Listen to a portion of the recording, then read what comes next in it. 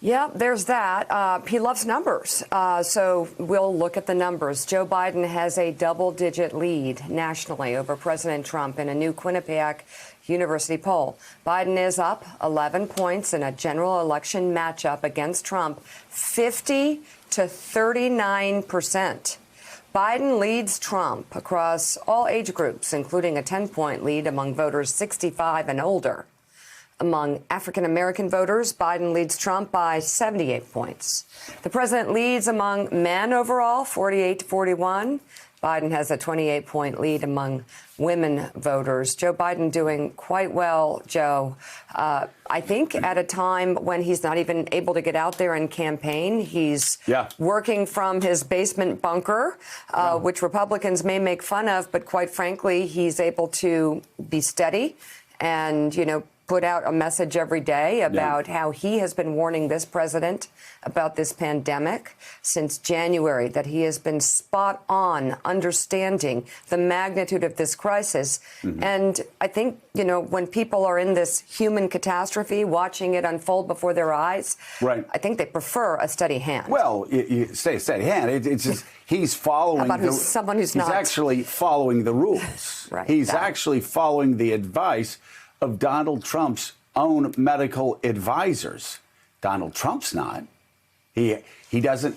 The CDC. He refuses to wear a mask. He refuses to follow the White House guidelines that he laid out himself. So I think Americans, certainly at the time of a pandemic, they do want a steady hand. And, you have Bob Dylan in the basement tapes. You have Joe Biden in the basement campaign. I think it's going to work out pretty well for both of them. But, Willie, it's early. We're in May. But as Heilman says, elections in recent cycles have often been determined in April and May, the way things are set up. Certain candidates, especially on the negative side, that go down. A lot of that happens in spring. And you certainly saw that with Mitt Romney in 12.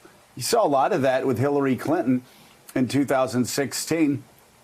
Even though it is early, even though we were seeing some polls a week out that showed Donald Trump losing by 10, 11 points, if you're running the Trump campaign, one of the things you have to be very concerned about is not where they are today, but that the president's performance just keeps getting worse every day. That he gets more out of control, unmoored every single day with wild conspiracy theories, this really sad obsession with Barack Obama, the lies about Michigan, attacking Michigan again, a state that, as Jonathan Lemire reports, the Trump campaign's concerned, they're about to lose and not get back. And he was at it again yesterday. So it's not so much that he's down 11 points today. It's that he just keeps getting more erratic by the day. And there's nothing that Brad can do to control him. And I know that is just driving Brad crazy. Well, and think how Joe Biden has opened up an 11-point lead by doing almost nothing. By doing virtual town halls from his living room, by doing media interviews from his living room. He hasn't had the chance to go out even into any of these swing states. And think about what President Trump is running on. He thought he was going to have a very solid economy to run on, which he did about 4 months ago. And now that has collapsed. We'll get more unemployment numbers telling that story at 8:30 this morning Eastern time. So he's running on attacks against President Obama. He's encouraging the Senate and getting some help to open hearings about Hunter Biden and Burisma. He doesn't have an economy to run on. He can't run on his record handling this pandemic. So he's going down these rabbit trails, and it's turning up in that Q poll where 47% say Joe Biden is honest compared to 34% who say President Trump is. 51% say Biden has good leadership skills. 40% say that of President Trump. 61% say Joe Biden cares about average Americans. 42% say that of President Trump. More Americans believe the former vice president would do a better job than President Trump handling the coronavirus by a margin of 16 points, 55 to 39. Joe Biden also leads in health care, 57 to 37 by 20 points, and a statistical tie on the economy, 48 to 47% right there for Joe Biden. So, Reverend Sharpton, these numbers and the larger number that shows Joe Biden with an 11-point lead in this poll and winning almost every demographic group tell the story of why President Trump is doing things like attacking mail-in voting in the state of Michigan, in the state of Nevada, and threatening to withhold federal funding to those places. By the way, Michigan, a place that has historic flooding right now and probably doesn't need a threat of not getting federal money. It shows the consistent insensitivity of this president, which is why the polls reflect how people are viewing that.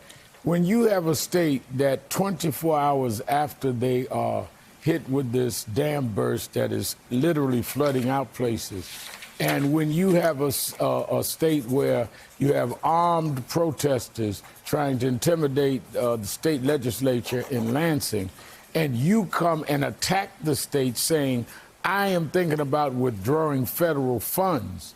I mean, this is no way to campaign for anything other than for your opponent.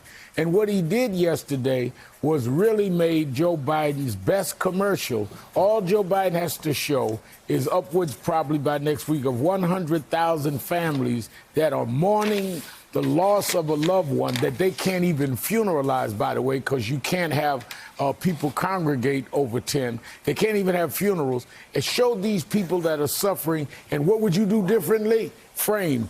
I wouldn't do anything differently. And keep going back and forward, showing him repetitively saying, I wouldn't do anything differently. We didn't do anything wrong, while we show the graphics of what has happened to America.